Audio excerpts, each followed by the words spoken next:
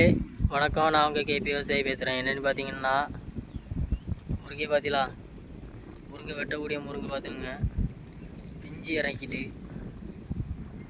முருங்கலாம். அதனால நான் வெட்டாமல் விட்டுட்டேன்.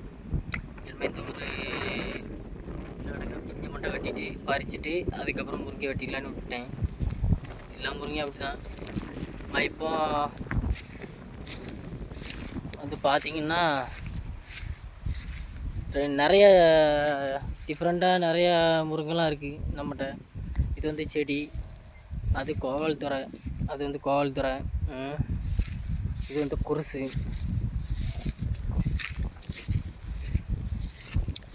இது வந்து அழகி விலை. கொண்டை முறிஞ்சவங்களுக்கு பார்த்தோங்க, பார்த்தீங்கன்னா தெரியும். கொண்டை முறிஞ்சவங்களுக்கு வெட்டி விட்ருக்கேன்.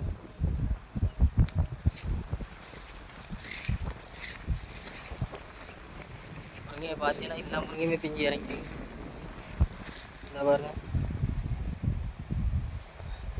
எல்லா முருங்கையுமே பிஞ்சு இறங்கிட்டு. அது போக நம்ம இப்போ கம்பெலாம் நிறைய வச்சுருக்கோம் பார்த்துங்க. கம்பெலாம் நிறைய வச்சுருக்கோம். கம்பெலாம் கட்டையாக தான் வச்சுருக்கேன். அதனால் வெளியே தெரிய மாட்டேங்குது. உங்களுக்கு காமிக்கிறேன்.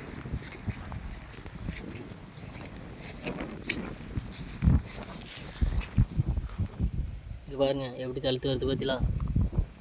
இதை வந்து தழுக்குது.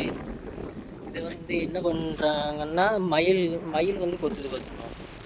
அதனால் நம்ம சரி மயில் தானே கொத்துது, அதனால் எதுவுமே இதுக்கு வந்து மருந்து எதுவுமே போடலை. மயில் தானே கொத்துது, சரி மயில் சாப்பிட்டு வரும், நம்மளுக்கு மிச்சம். மயில் சாப்பிட போய் அது வந்தாலும் சரி, கம்பு காய்ஞ்சாலும் சரி, கம்பு மாற்றி வச்சுக்கிட்டோம். மயில் சாப்பிட்டு எதாக இருந்தாலும் சாப்பிட்டு போட்டு, எந்த இதாக இருந்தாலும் சாப்பிட்டு போட்டு. மருந்து அடிப்பாங்க பார்த்தவங்க, நான் மருந்து எதுவுமே அடிக்கலை. அதனால் விட்டுட்டேன். நம்ம மருந்து அடிப்போம், அதை சாப்பிட்டு மயில் இறந்து போவோம். அதே